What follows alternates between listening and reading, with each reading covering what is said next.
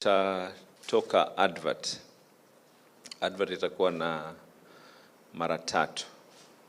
Ya kwanza ni ya CECs, ya pili ni ya chief officers, na ya tatu ni ya county secretary.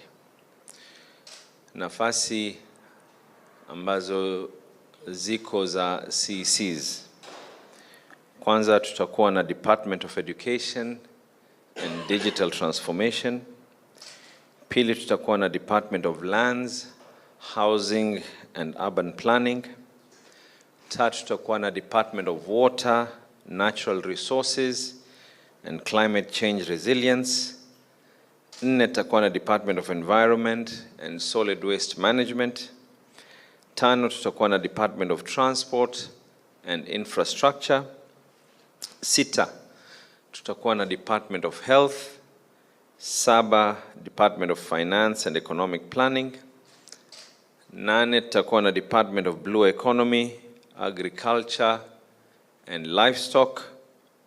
Tisa Department of Public Service Administration, Youth, Gender and Sports. Na 10 tutakuwa na Department of Tourism, Culture and Trade. Kisha vilevile hao ndio wale watakuwa ni CECs. Kwa upande wa chief officers tutakuwa na chief officer wa policy and planning, chief officer governance, chief officer tourism, culture and trade, chief officer blue economy, agriculture and livestock, a chief officer in youth, gender and social services, chief officer in public service administration, chief officer education and digital transformation, lands, housing and urban planning, water and sanitation. We'll have a chief officer for renewable energy, natural resources and climate change resilience, environment and solid waste management, transport and infrastructure, public health and disease prevention. We'll have a chief officer for clinical services and a chief officer for finance and economic planning. With this, as per the County Government Act, tutaweza kuandikia barua to the Public Service Board waweze kuajiri wale chief officers. Lakini kwa upande wa County Executive Committee members, nilitoa ahadi ya kwa wale CECs will be passing through a process ya interviews, na katika wale watakuwa katika interview panel ni a chairperson ambaye atachaguliwa na Kenya National Chamber of Commerce, kwa sababu tunataka serikali ambayo tunaangalia mambo ya uchumi wetu iwe katika kipaumbele, regrowth of the economy of Mombasa. Mahmoud Noor, who I think a number of you know him, was my campaign manager, and he knows what our manifesto was talking about. In the finance task force, there'll be Ali Ahmed, who will also be there. Pastor Ibrahim Charo Kidata, ambaye atakuwa ni mwenye kuwakilisha makanisa. Sheikh Hamad Kasim, the former Chief Kadhi kwa upande wa Uislamu. Benjamin Joroge, ambaye ni wakili na alikuwa mwenyekiti wa Mombasa Law Society. Na mwisho kuna team nilokuwa nikizunguka nayo wakati tukizunguka, wengine wakisema ya kwa Mombasa haina sura ya Kenya. So I have requested the Mombasa Diaspora Council to nominate a person.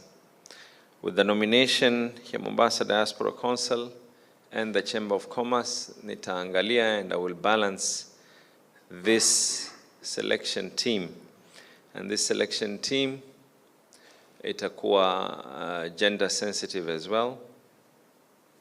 Na wao watakuwa ni wenye kunipatia the interview report so that we can be able to choose our CECs. These adverts will be out by tomorrow for anyone to be able to apply.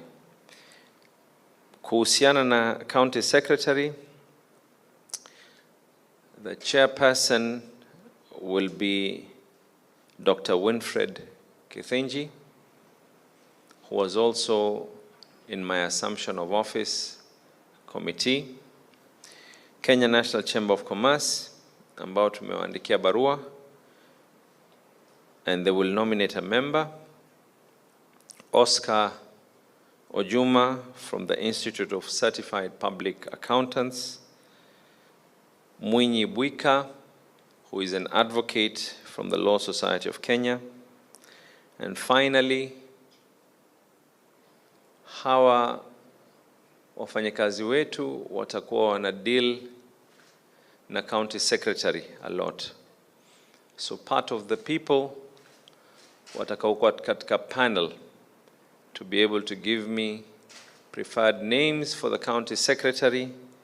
Kutakuwa na member kutoka kwa County Government Workers Union, so that we can be able to have everyone's voice iweze kusikika. I'll be advertising all these tomorrow, and I will request those who feel that they are qualified can be able to apply, and we are actually encouraging people to apply regardless of political persuasion, religious and or ethnic.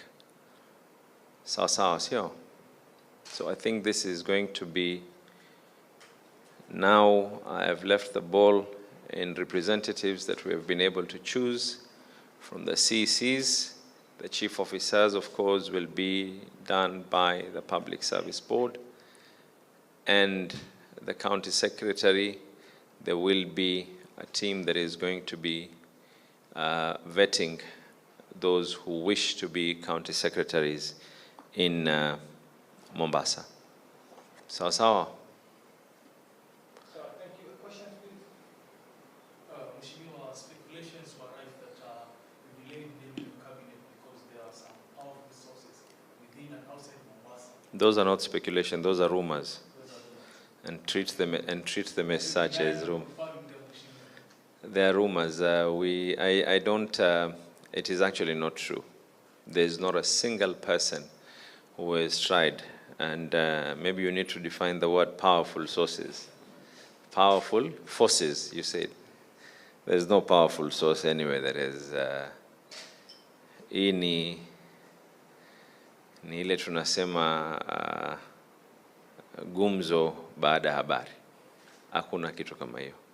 So maybe when do we expect the cabinet to be fully constituted? Do we have a time? I'm hoping that within a period of about at least a week itakuwa hizi interviews zimeweza kuanza kufanywa. So probably about 10 days or so we'll be able to give you the list of the cabinet members, watu 10. Na sheria na katiba licha ya kuwa inaniruhusu, nimeonelea ya kuwabadili, ya kuangalia tu wale walioko mbele ya uso wangu, tupeane nafasi kwa kila moja tuweze kuijenga hii Mombasa pamoja. Na ndio sababu wa kwanza ambaye kwamba atakuwa katika komiti ya kuweza angalia wale applicants wanaotaka kuwa CECs katika Mombasa. Wa kwanza atakuwa ni mtu atakayeweza kuteuliwa na Kenya National Chamber of Commerce. Wa pili ni Mahmoud Nur, kwa sababu katika hali ya interview tunaweza kujua ya kwa yule mtu tunayezungumza naye malengo yake yanalingana na malengo yangu. kupitia na manifesto yetu. Watatu watakuwa ni Ali Ahmed ambaye yuko katika Finance Task Force. Wanne atakuwa ni Pastor Ephraim Charo. Pastor Ephraim Charo, kwa wale ambao kwamba hawajamfahamu kwa uzuri, ndiye aliyeweza second kuwa gavana wa jiji la Mombasa. Pia vile vile tumemrequest Elder Sheikh Hamad Kasim awe katika panel hii, na Benjamin Joroge ni wakili na pia alikuwa ni mwenyekiti wa Mombasa Law Society. Na mwishowe kuna ile team nilozunguka nayo. Team hii walikuwa wanajulikana kama Mombasa Diaspora. Ilikuwa ni team ambao ni makabila mengi sana, and we felt it prudent waweze kutupatia jina la watu ambao kwamba wanaweza kuwa ndani. Tutachagua mtu mmoja kutoka kwa hizi teams ili wawe katika hiyo panel. Upande wa County Secretary kutakuwa na Daktari Winfred Kithinji. Daktari Winfred Kithinji ni don katika KEMU, Kenya Methodist, na pia vile vile alikuwa katika Assumption of Office committee yetu. Pili, kutakuwa kuna representative wa Kenya National Chamber of Commerce. Tatu, Oscar Ojuma ambaye ni member wa ISPAC. Nne, Mwinyi Bwika ambaye anatoka Law Society of Kenya. Na tano, nimewaambia wafanyikazi wenyewe, the Union of the County Government Workers, to also nominate one person who will be there. Then thereafter they will give me the interview list, niweze kuchagua county secretary na hawa ma CEC ambao tutawapeleka majina yao kwa county assembly. Swali jingine? Sorry, apart from what we're talking about today, if you'll allow me. Last evening, we convened a meeting with some leaders from the Coast region. Afternoon, not evening. Afternoon, with some from the other political side, political dividers, I don't know what was the agenda of the meeting and what did you discuss? The unity of the coastal region. Many things that we were able to discuss, what we can be able to do collectively. Ni lazima tuweze kufanya kazi kwa pamoja, na tumeafikiana ya kwa mwenyekiti wetu ambaye hayuko sasa hivi mjini, Governor Gideon Mung'aro ataitisha mkutano ambao kwamba utakuwa na magavana. Tumeweka agenda kadhaa ambazo tutaziangazia, jinsi watu wetu waweze kufaidi kwanza na hii Hustler Fund, jinsi watu wetu wanaweza kufaidi na mambo ya blue economy, jinsi watu wetu wanaweza kufaidi na hizi kazi ambazo kwamba ni za kwenda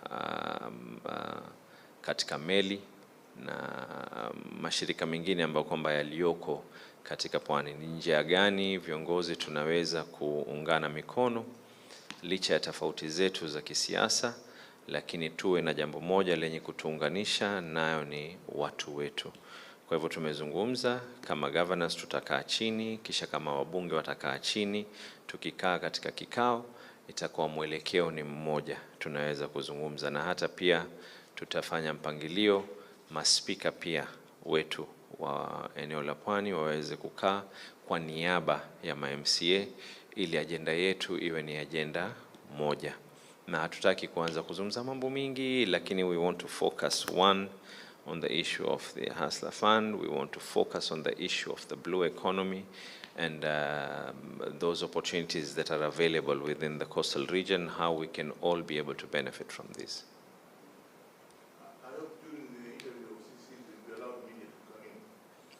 That is going to be subject to the interview panel, and to be able to see whether they will allow the media in. We will give them that liberty to be able to choose and decide on that. It can't be a previous one because it's never happened before. It has never happened before. Sasa previous it has never happened before. CECs have never ever been subjected through an element of interview. So haiwezekani, sijui previously gani you're referring to. Ndo nasema wewe umesema kwa previously you are allowed. It has never happened, so how can it be previously you are allowed? It can't be previously you are allowed because it's never happened.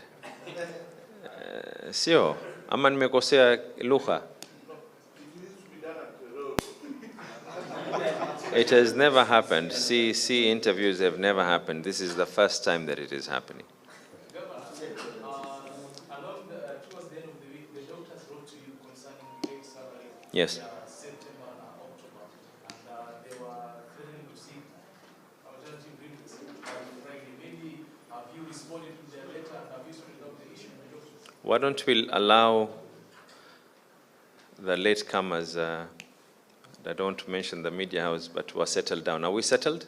Yes. Okay. Yes, it is true. We did receive a letter from, but equally, what is true? When we foresaw a situation where there will be delay in disbursement, out of good governance and out of the spirit that Mombasa belongs to all of us, I'm the one who called. Mimi ndo niliita union leaders wote katika governor's boardroom hapa juu, na nikawaelezea ya kwa pesa haijaingia. But similarly nikawaelezea mikakati ambao tunajaribu kuyafanya ili haya matatizo yasitokee tena. La kwanza, ni lazima mkumbuke ya kwa tuna takriban miezi miwili, na katika haya miezi miwili tayari mimi nishalipa miezi miwili mishahara. Within a period of 2 months during our tenure, we've already paid 2 months salary. However, tulirithi pahali ambapo kulikuwa kuna mishahara watu wanadai miezi miwili nyuma. Kwanza ili pasiwe tena na tatizo hili, tumeweza, na I think advert ilitoka katika magazeti yenu. Kuna advert imetoka katika magazeti yenu. Napendelea kufuata mkondo wa sheria. Tumeweza kutoa hizi advert ili mashirika yaweze kuja. Pakitokea lao imetokea ya kuwa pesa zimechelewa kutoka kwa national government, then moja kwa moja tuweze kulipa yale mishahara. Lakini hivi tunavyozungumza kuna mwezi mmoja tayari umekuwa dispatched kuanzia siku ya Ijumaa, na watu watapokea mishahara yao wakienda katika benki zao siku ya Jumatatu. Watakuwa bado kuna mwezi mmoja wanadai. So na I know si rahisi. Mimi najua wazi si rahisi. Najua wazi si rahisi, lakini pia ni lazima tuweze kumbuka ya kwa tumeingia, hatukulilalia lile jambo, na tumefanya bidii vile inavyowezekana ili tuweze kuyatatua. On source revenue yetu, na pia lazima mkumbuke pia tuliingia katika wakati Kenya Revenue Authority walikuwa wanadai takriban milioni 365 million, ambao kwa muda huo wa miezi miwili pia tumemalizana na Kenya Revenue Authority. That means ile pay as you earn yote niloweza, kuna deni la KRA tumemalizana na Kenya Revenue Authority. We have paid 2 months salary. I know it is difficult. It is, but I think ni lazima tuweze kumbuka ya kwa tuna siku takriban 60, na ni lazima tuweze kuelewa ya kwa siwezi kuyatatua matatizo yote kwa mara moja. Lakini kabla hata huo mkutano niloita wa union, tayari niliwaonesha barua zile, nimeanza kuengage with the financial institutions, and now we want to formalize it through a tender document, ili baadaye tusiambiwe ya kwa tulipendelea benki fulani na benki fulani, and it can create an audit query. So we have formally put out that advert. But yes, minajua kutakuwa na mshahara wa mwezi mmoja ambao kwamba bado, na tukiweza kupata on source revenue yetu which we are expecting by mwezi wa Januari, Februari, we are tusiwe na any level of backlog. I cannot be able, haiwezekani hata nikafanya vipi, haiwezekani to undo things. We cannot work miracles. And then also you have to understand, mshahara wetu kama county ni unakaribia karibu milioni 480. Pesa zinazoingia, disbursement ile ya kwanza iliweza kuingia ni milioni 607. Utoe milioni 480. Kisha baada hapo uweze kutoa element ile ambayo kwamba inafaa kwenda katika county assembly. We need our county assembly to also be independent, na wasiwe ni wenye kuteseka kwa sababu serikali haijawapatia amana. Otherwise then the whole spirit of devolution dies when you have a situation where the assembly is not going to be given its rightful fair share as per law. Ukipiga hesabu hiyo 480 ongeza na 60 inafika 540. Power bill zetu zinakaribia 25 mpaka 30 milioni. 25 mpaka 30 milioni. Ukipiga hesabu mafuta ambayo kwamba ni lazima tuweze kudeal na zile kampuni ni takriban milioni 15. Kwa hivyo hata ukipiga hesabu sio kwa ati tulizuia kitu chochote, na ile on source revenue yetu ndio ambayo KRA walikata mara ya kwanza, na mara ya pili tulimalizana na wao, na ile KRA ni pay as you earn that is due for the employers wetu wa county. So if our on source revenue, and not if, but I believe that our on source revenue will also be increasing by January and February, kwa sababu that is the peak time when people pay for land rates and for SBPs.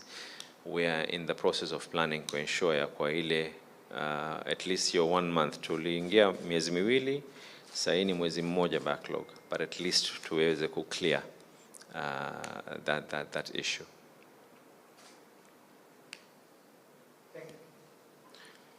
Wacha tu watu waulize mpaka ulizeni. Ningeomba kwa sababu unajua kuna wengine huwa wanaandika vitu without asking me. So now I'm here, ask me anything.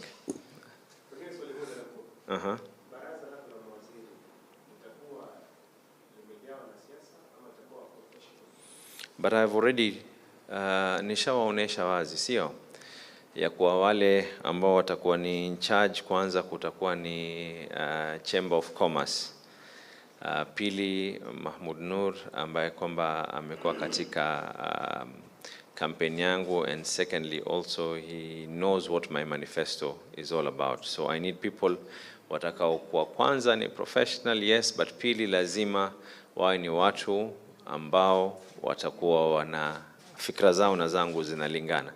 Hatuwezi kuanza kuingiza pahali tukasema ya kwa mayai ni tunda. Kama si tunda si tunda tu, sio?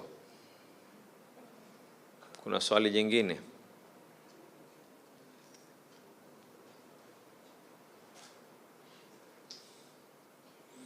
Sijasikia mtu akiniuliza swali lolote kuhusiana na finance bill, na I have been quoted.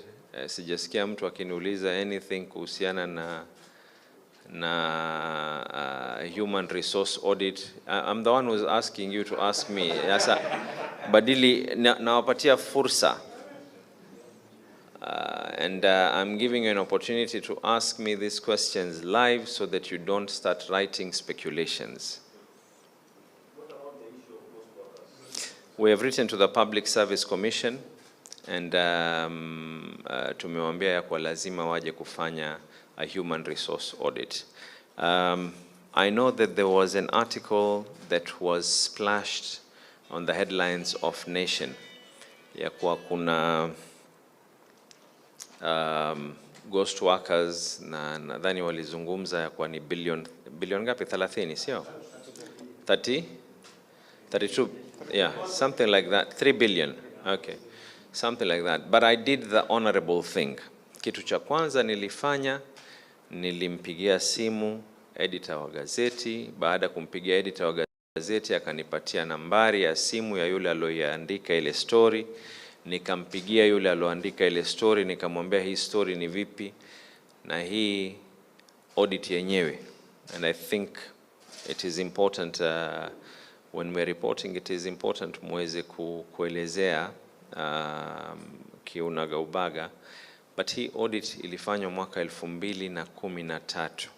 It was an audit that was conducted by the new county government to be able to see the municipal government.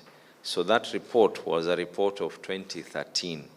It was not a report that was recent. That is according to the people who wrote the story. I can comfortably quote that they told me that. I talked to the author of that story, na nikamuuliza, because nilipoiona I was as shocked as everyone else. And that is exactly what they told me. It was an issue that was conducted by the former governor's request, na ilipofanywa hii audit report, it was done kuweza kuangalia wameingia wao. Kama vile sisi tukiingia tunafanya a human resource audit that we have written to the Public Service Commission. Wakatuelezea ya kwa sababu ya kuchelewa ni kwa sababu ya vetting of PSs. But now that they have finished, they are considering coming to do this human resource audit by the end of this month.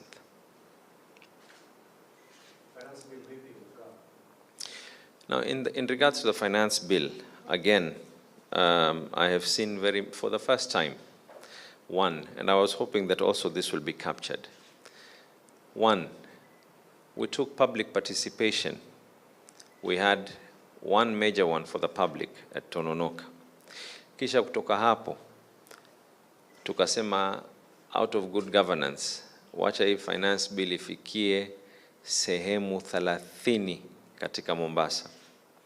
So one, we did one major public participation. Then on top of it as well, we subjected it to public participation katika sehemu 30 nyingine katika Mombasa. And me myself, together with the finance team katika boardroom, nimekutana na Chamber of Commerce, nimekutana na Association of Manufacturers.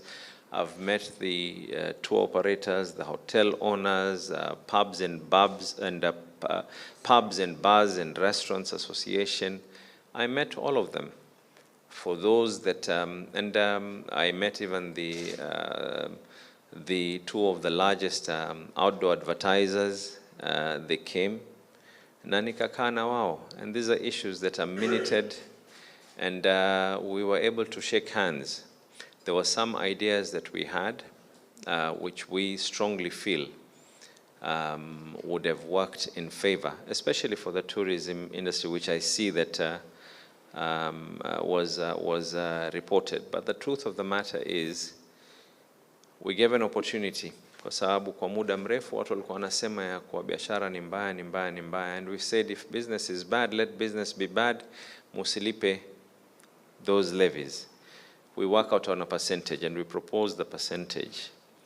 But those in the industry felt otherwise, and we gave them the opportunity to be able to express themselves. And after expressing themselves, we explained to them, and we shook hands and agreed on figures. I have met literally everyone.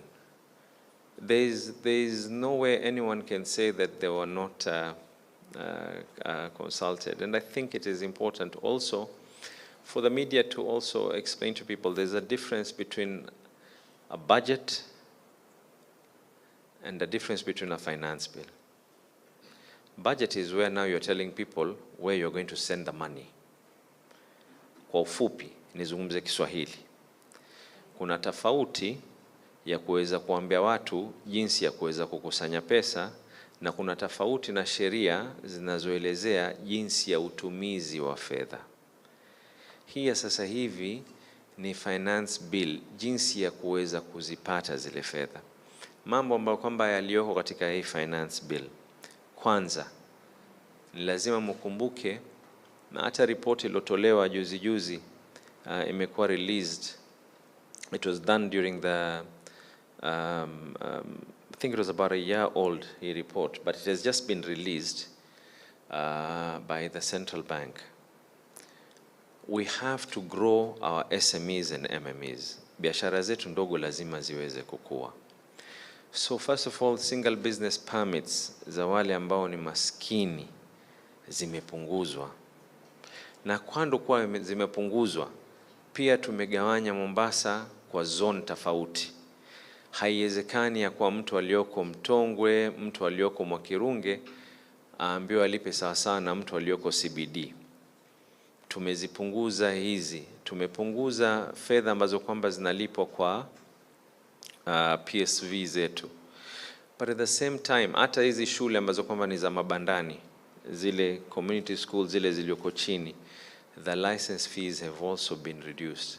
Equally, I have tasked yule county attorney waanze kudraft legislation.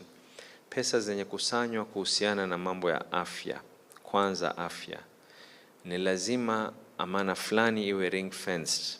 Na ikiwa ring fenced, serikali hii ita spend zaidi on prevention. Hisabu vile zinatuonesha ni kwa katika shilingi moja unaotumia kuweza kupinga maradhi, ungetumia shilingi 9 kwa kuweza kutibu kama serikali. So kwanza ni lazima tuweze kuinvest katika CHW wetu na CHVs wetu. So that money will be ring fenced for those purposes. Pili, ni lazima tuweze kuwa na outroll kubwa sana ya NHIF ili isiwe ni pingamizi kwa hospitali zetu. Tatu, kuwe na fund ambayo kwamba tunajua wazi ya kwa hii ni fedha for those who are not on NHIF, hata mambo yakiwa mabaya na ni maskini na hawajaingia katika ile program, how we can be able to tap into that. These are the issues that are there when it comes to health. Secondly, we want to have a proper disaster preparedness team. Tangu nichaguliwe kwa gavana, baada ya kila siku mbili takriban, ikizidi sana siku 3, you will always realize that I'm getting daily reports, na katika hizi reports unasikia kwa kulikuwa kuna moto mahali fulani, hapa kuna jambo fulani. So hii pesa ambayo kwamba ni ya fire inspection, part of it has to be ring fenced for purposes specifically iweze kudeal na mambo haya. From January we are anticipating ya kwa ECD, watoto wetu wa ECD wote, this was a promise that I made katika wakati wa elections. Watoto wetu wa ECD wote will have a free feeding program kutoka Januari. Na sababu ya kutoka Januari ni kwa sababu tumebaki mawiki kabla shule ziweze kufungwa. We're in the process of finalizing and hopefully it will be through food for education. Now we are committing katika pesa zitakazoweza kupatikana, and I have insisted on this. One,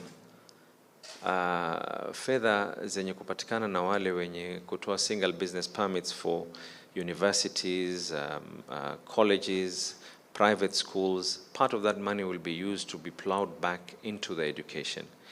Again, pesa ambazo kwamba this time round tumesema ya kwa ikiwa ni duka lenye kuuza miraa, will have a permit ya kwa this is a miraa selling shop, and that money will be plowed back into education for purposes of education.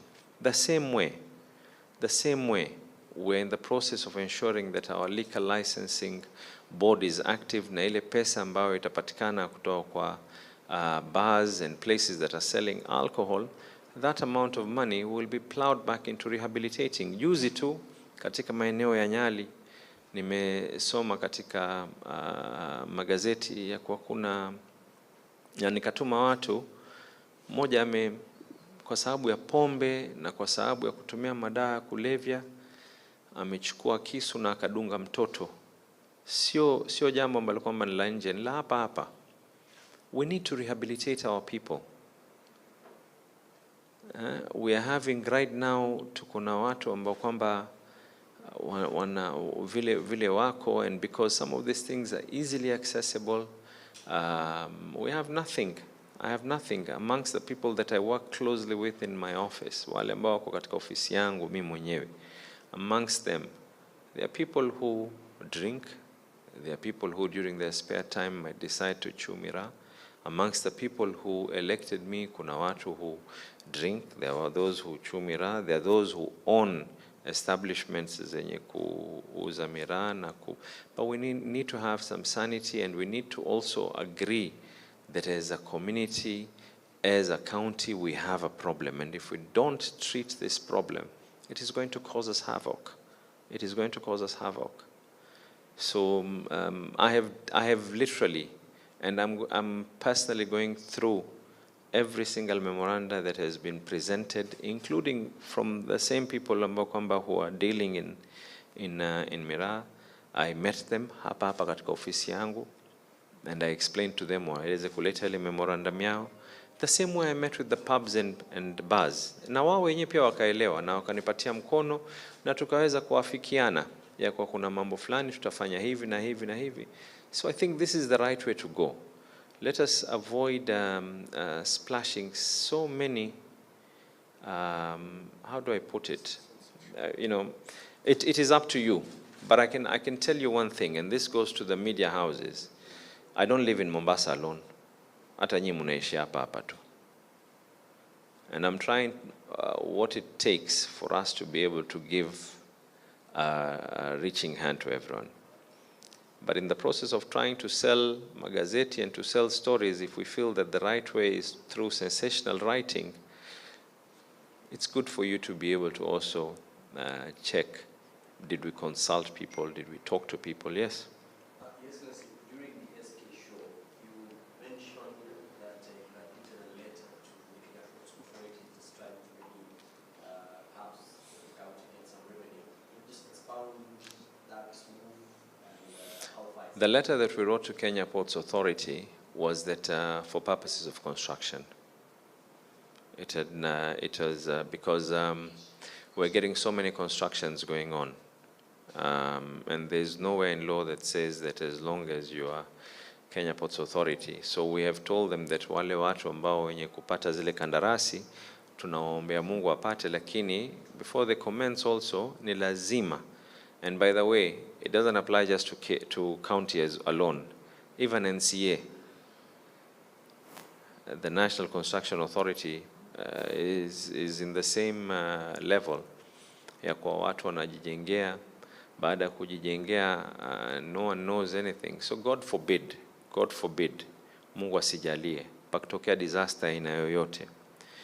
The first point of entry is one, the county government, the NCA, tuangalie zile plans. Will this be able to hold here? Hii ilichimbwa vipi, ilijengwa vipi? When the county government does not have that information and the NCA does not have that information, it becomes a problem.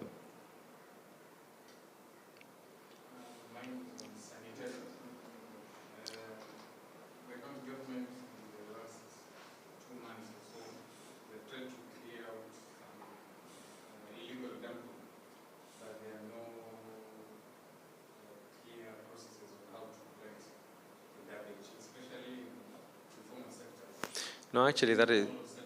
I actually I tend to disagree on that, and the reason why I tend to disagree on that is because tulipoingia, mimi niliingia to personally handle the issues of finances, na tukakubaliana ndugu yangu DG Thoya was handling upande wa environment, so that my role is to ensure I facilitate that department, and facilitation of course is through whatever needs to be done.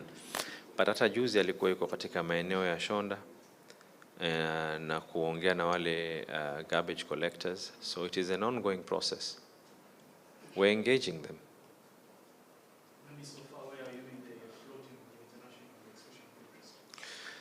We have just been given direction by the PPRA.